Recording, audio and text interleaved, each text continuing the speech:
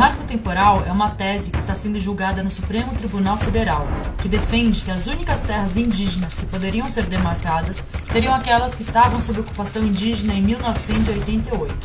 Por que isso é inconstitucional? No artigo 231 da Constituição, há o entendimento que os territórios são fundamentais para a sobrevivência dos povos indígenas, assim como para a manutenção de suas culturas. Sendo assim, na Constituição está definido o dever da União em reconhecer e demarcar as terras indígenas, compreendendo que esses povos têm o direito originário sobre aquelas terras.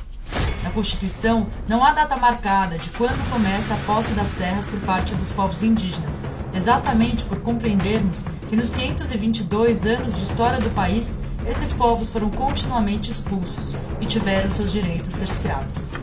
O caso emblemático do marco temporal é o do povo Xoclen.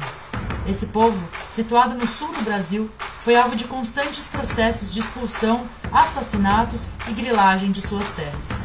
Para se ter uma ideia, nos anos 30, em um momento no qual esses processos estavam ocorrendo acirradamente, a população dos Xoclen chegou a 100 indígenas apenas.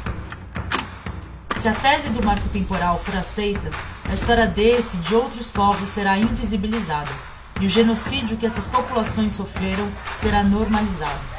Além disso, nesse momento em que nossa democracia tem seus pilares fragilizados pelas diversas tentativas de se instaurar processos autoritários, dar credibilidade a uma tese inconstitucional seria abrir mais uma ferida na nossa já frágil democracia.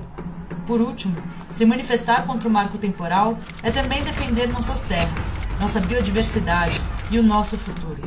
As populações indígenas têm sido as mais ativas, constantes e antigas protagonistas na defesa da nossa natureza. Nos últimos anos, porém, elas vêm sofrendo ataques diretos de garimpeiros, madeireiros e grileiros. O marco temporal é mais um golpe contra os direitos originários. Em nome da democracia, dos povos indígenas e do nosso futuro, diga não ao marco temporal. Assine a petição.